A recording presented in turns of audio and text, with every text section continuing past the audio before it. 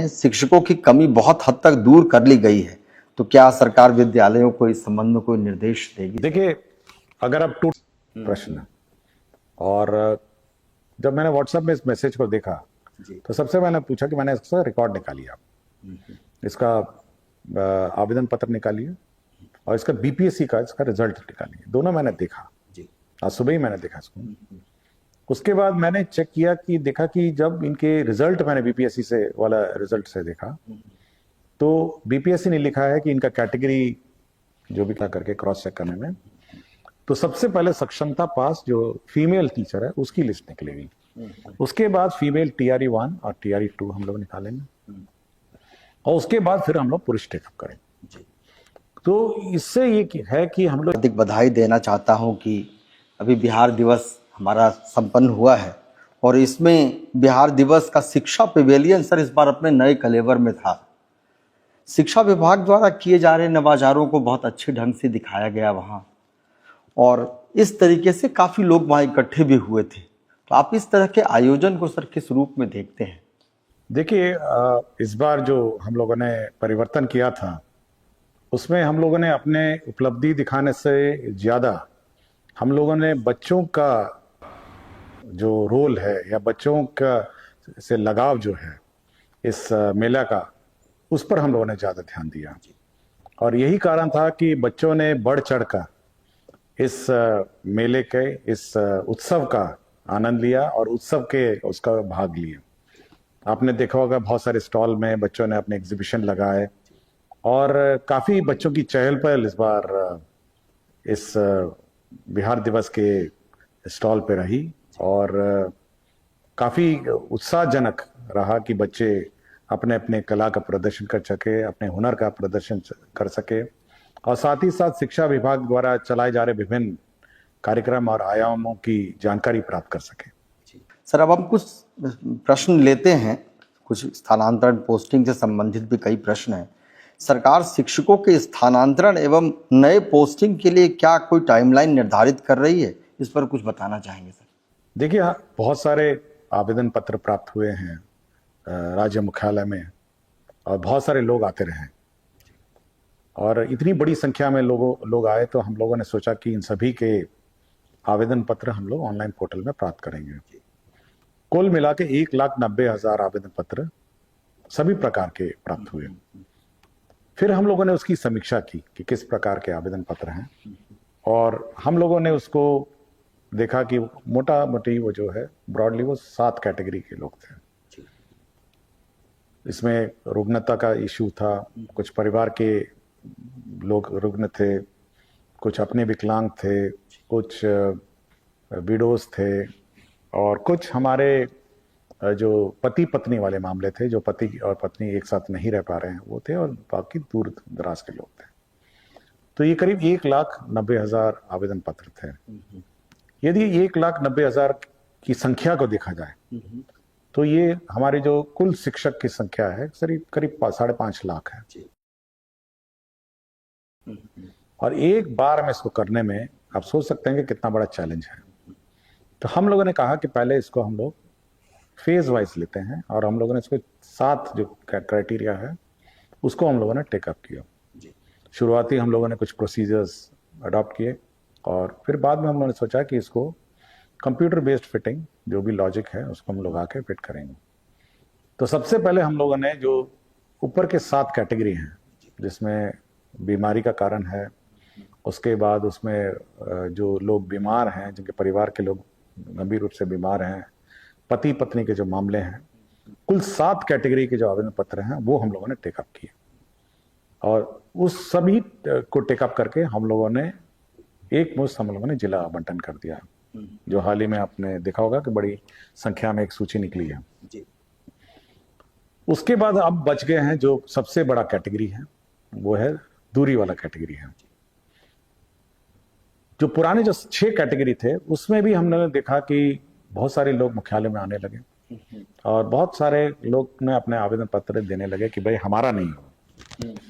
तो ये बात मैं बिल्कुल सभी को हम लोगों ने पत्र के माध्यम से भी स्पष्ट किया है कि करीब 650 लोग ऐसे लोग थे जिनका ना ही जो उनका सर्विस रिकॉर्ड है उसमें ना ही ये लिखा है कि वो किस प्रकार के टीचर हैं, वो कौन से कक्षाएं पढ़ाते हैं, वो प्राइमरी स्कूल टीचर हैं, मिडिल स्कूल टीचर हैं, हाई स्कूल टीचर हैं, इसकी कोई जानकारी उनके रिकॉर्ड में नहीं है। इसलिए जब ट्रांसफर पोस्टिंग का जो सॉफ्टवेयर चला तो उतने उसने छांट दिया 650। हम लोगों ने ये कहा है कि वो 650 जो टीचर हैं वो अपना सर्विस रिकॉर्ड पहले पूरा करें, ताकि हम लोग उनका भी हम लोग जो ट्रांसफर पोस्टिंग है वो हम लोग टेकअप करेंगे। तो इस पूरे एक्सरसाइज के बाद ये जो फर्स्ट 6 कैटेगरीज हैं, तो ये फर्स्ट 6 कैटेगरी कंप्लीट हो जाएंगे।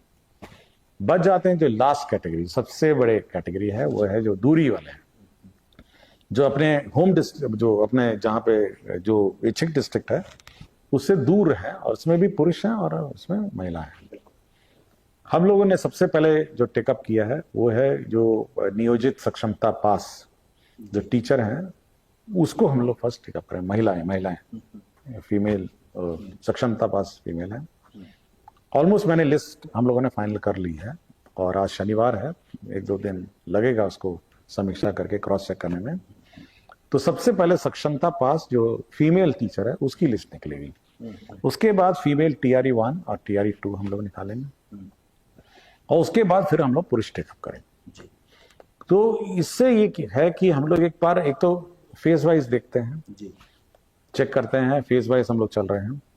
और सबसे पहले तो हम लोग को पहले जिला अपने अपने जिलों में उसको आवंटन कर रहे हैं, और हम लोग जब जिले आवंटन करते हैं तो हम लोग ये चेक करते हैं कि ऐसा ना हो कि कुछ जिले से अचानक बड़ी संख्या में लोग बाहर निकल आए और कुछ जिले में अचानक बहुत सारी संख्या में आ जाए।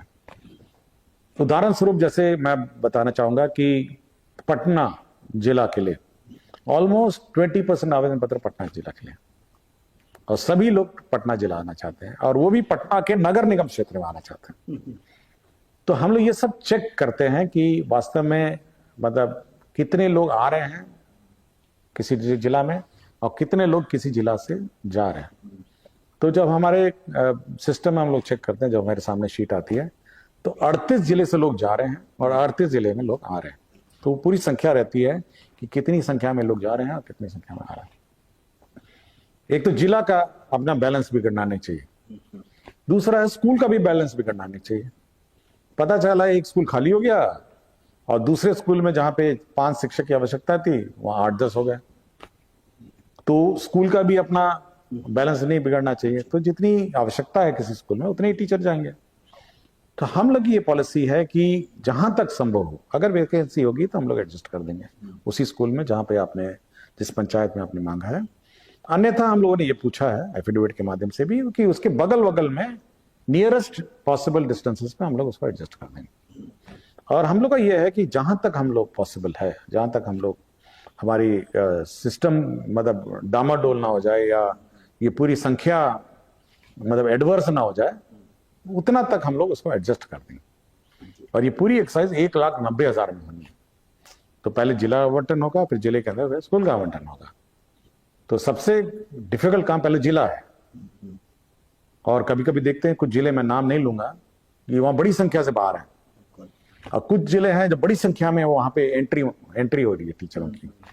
तो ये रेशियो कभी डगमगाया ना जाए और डामाडोल ना हो, ये हम लोग देख रहे हैं। और हम लोग देख रहे हैं कि ठीक ठाक ऑलमोस्ट फिट हो जा रहा है।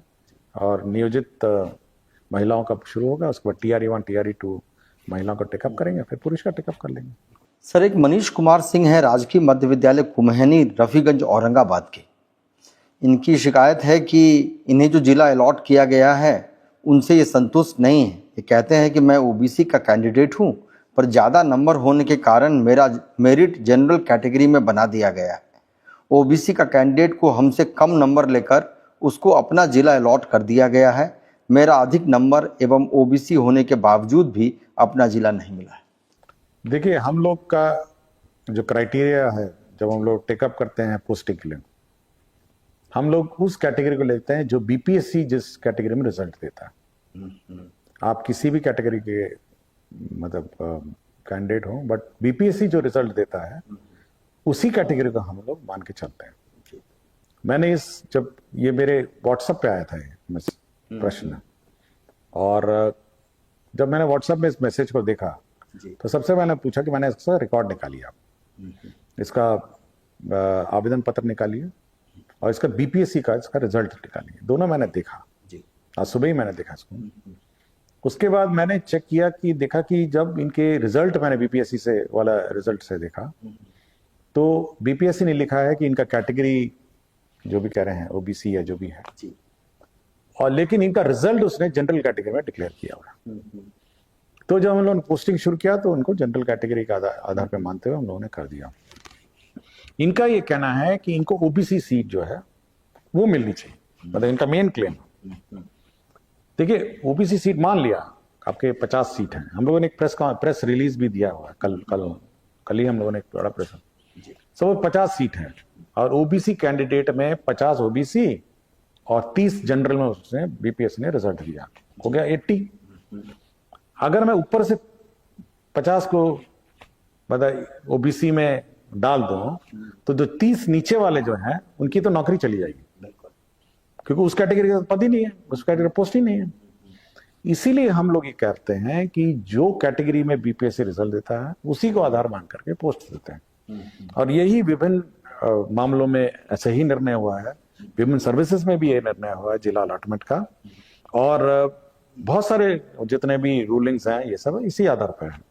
और हमारे डिपार्टमेंट में इसी में जो हम लोग का रूल पोजीशन है उसके आधार पर यही बात निकल आई है। और यदि इस कैंडिडेट को कोई और अन्यथा जानकारी हो किसी अन्य नियम कानून की तो जानकारी दे सकते हैं, बट जो स्थापित नियम कानून है उसके बारे में हम लोगों ने एक प्रेस रिलीज दिया है। और मैं बहुत ही स्पष्ट बोल रहा हूं कि हम लोग का ये बहुत बड़ी एक्सरसाइज है और हम लोग ये अफोर्ड नहीं कर सकते हैं कि किसी के साथ अन्याय हो जाए या किसी के साथ पक्षपात हो जाए। हम लोग बहुत फेयर और बिल्कुल ट्रांसपेरेंट है, हम लोग पूरी सूची पब्लिश करते हैं, कहीं छुपी छुपाई सूची भी नहीं, आप देखिएगा पूरी सूची आ जाती है, इसलिए बिल्कुल ट्रांसपेरेंट वे में करते हैं। और यह विश्वास आप सभी शिक्षकों को रखना चाहिए कि विभाग आपके मामले में पक्षपात नहीं करेगी और जो स्थापित नियम कानून रूल वैकेंसी पोजीशन है उसके आधार पर जो पॉसिबली अच्छा हो आपके भलाई के लिए वो निर्णय लेगी।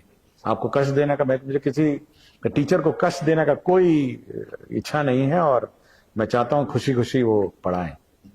श्रीमती स्मिता श्री हैं, एक माध्यमिक शिक्षिका हैं।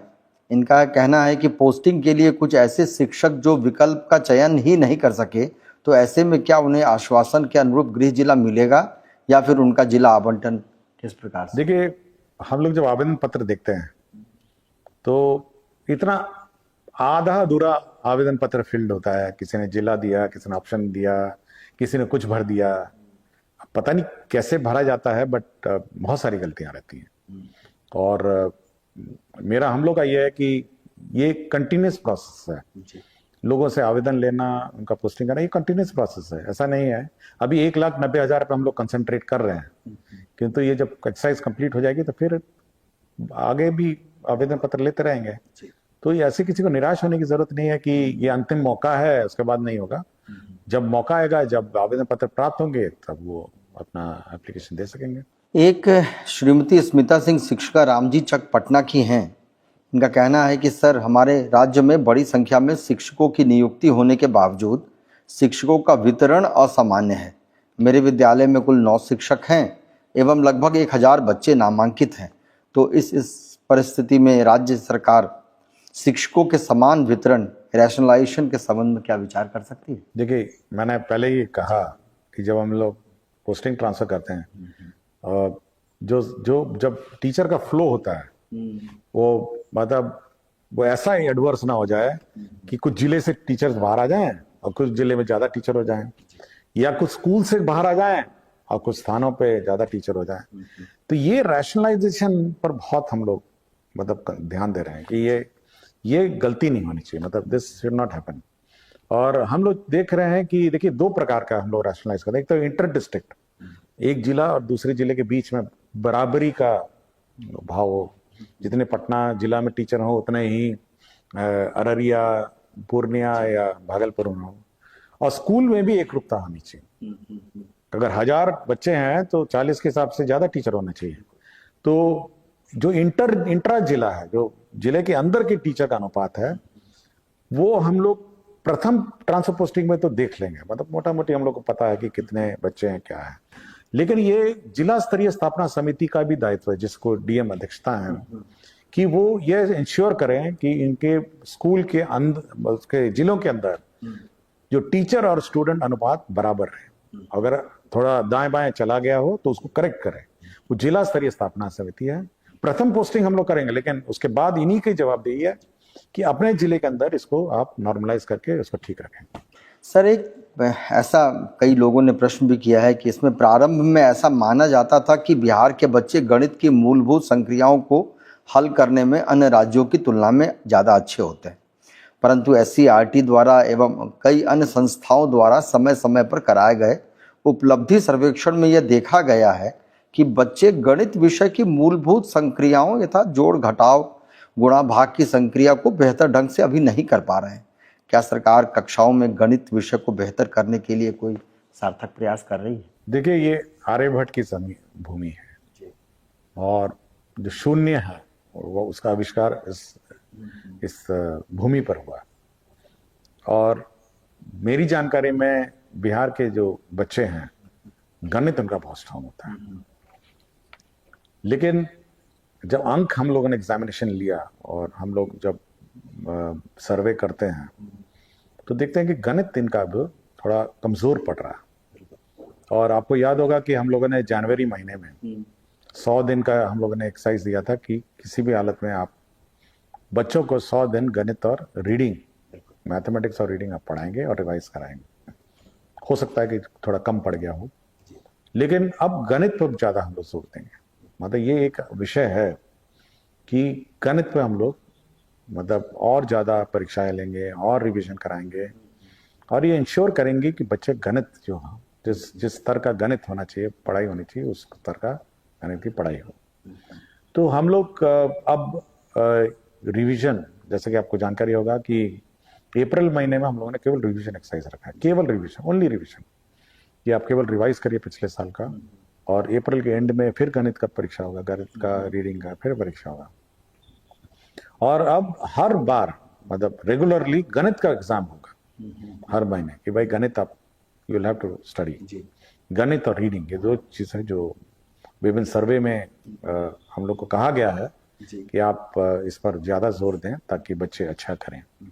और मैं सभी टीचर से भी अनुरोध करता हूं कि छोटे बच्चों के तो गणित तो कोई भी पढ़ा सकता है, उसके लिए कोई विशेष गणित का टीचर नहीं चाहिए। इसलिए जो छोटे बच्चों को है, जोड़ घटाव है, मल्टीप्लिकेशन है, इस पर थोड़ा ध्यान देंगे और कोशिश करेंगे कि अब गणित का जो स्तर है इस राज्य में बच्चों में उसमें और उछाल हो। और मेरा विचार है, मैं कॉन्फिडेंट हूँ कि अगर सभी टीचर ट्राई करेंगे तो हम लोग फिर मतलब मैथमेटिक्स में हम लोग कर पाएंगे। नहीं, बहुत ही अच्छा होगा सर। ये अगला सवाल तो वैसे आपने सर जब भी जवाब दिया भी है, लेकिन फिर भी मैं ये प्रश्न रख ले रहा हूँ।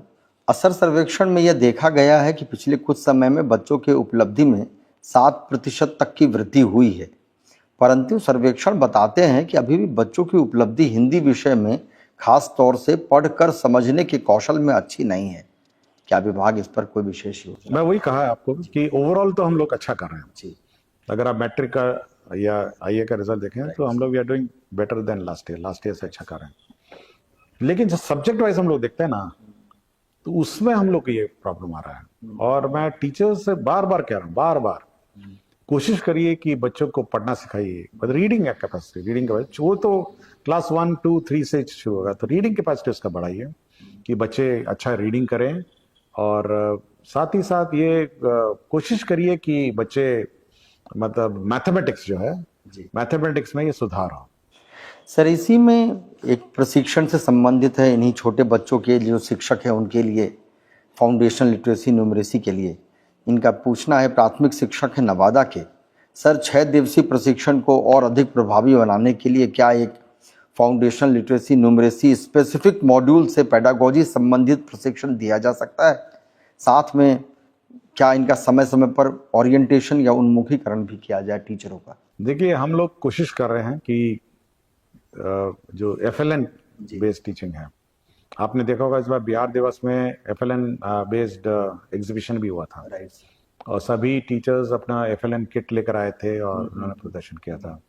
विभाग को मैंने कहा है कि एक तो पहले एफएलएन किट का डॉक्यूमेंटेशन करिए कि किस प्रकार के एफएलएन किट हैं, कैसे किट्स हैं, ये सब का आप डॉक्यूमेंटेशन पहले करिए ताकि जो टीचर्स हैं उस डॉक्यूमेंटेशन या उस डॉक्यूमेंट को देके अपने बच्चों को पढ़ाएंगे। साथ ही साथ उस एफएलएन किट को डेवलप करने के लिए चार्ट पेपर है या कुछ भी जो भी सामान सामग्री लगता है वो शिक्षा विभाग उसके लिए पैसा देगा कि भाई आप खरीद के लाइए, बनाइए। और बहुत अच्छे एफएलएन किट्स है, आपके मैथमेटिक्स है, जोड़ घटाव है, ये सब पढ़ाने का बहुत सारे किट्स है। तो हम लोगों ने कहा है कि आप एफएलएन किट्स डेवलप करेंगे और उसके माध्यम से पढ़ाएंगे और एक अच्छा लर्निंग मेथोडोलॉजी है, तो इसको अडॉप्ट करना मेरे ख्याल से बच्चों के हित में अच्छा रहेगा। एक सर एक प्रश्न है कि भारत सरकार की अभी हाल में शिक्षा के लिए बनाई गई पार्लियामेंट्री कमेटी ने यह अनुशंसा की है कि प्रत्येक कक्षा के लिए एक शिक्षक होना चाहिए। मल्टीग्रेड अथवा बहुवर्गीय शिक्षण बेहतर नहीं है। अब चूंकि विद्यालयों में शिक्षकों की कमी बहुत हद तक दूर कर ली गई है, तो क्या सरकार विद्यालयों को इस संबंध में कोई निर्देश देगी? देखिए, अगर आप टोटल टीचर्स देखें, कुल टीचर्स को आप डिवाइड करेंगे, total number of classes and schools बिल्कुल बराबर बैठता है। मतलब आपको हैरानी होगी कि इतने शिक्षक हैं हमारे पास कि बिल्कुल बराबर हो जाता है। मतलब आप टोटल अप करेंगे, टोटल नंबर ऑफ टीचर्स और टोटल नंबर ऑफ स्टूडेंट्स। लेकिन ये जो असमानता है कि कुछ जिले में कम है, कुछ जिले में ज्यादा है, या कुछ स्कूल्स में ज्यादा है, कुछ स्कूल में कम है, तो ये जो असमानता हो जाती है, इसी में समस्या हो जाती है।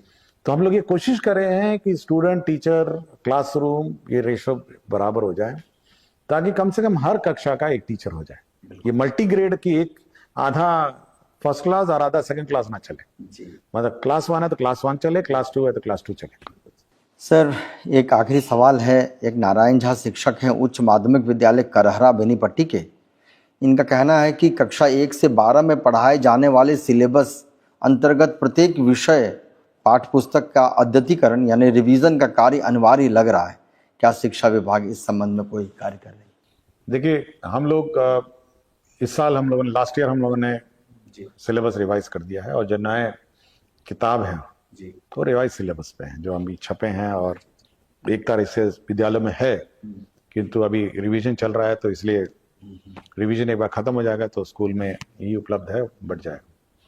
तो हम लोगों ने इस बार रिवाइज किया और हम लोग का ये उद्देश्य है कि इस पाठ्यक्रम को नेशनल करिकुलम के अनुरूप किया जाए धीरे धीरे। तो अगला साल जो किताब आएगी, इस साल हम लोग बैठ के उसको नेशनल करिकुलम के अनुरूप उसको कर देंगे। मतलब ये धीरे धीरे उसकी तरफ बढ़ रहा है और नेशनल करिकुलम जो पूरे देश में जो शिक्षा व्यवस्था है उसके अनुरूप वो किताबें होंगी।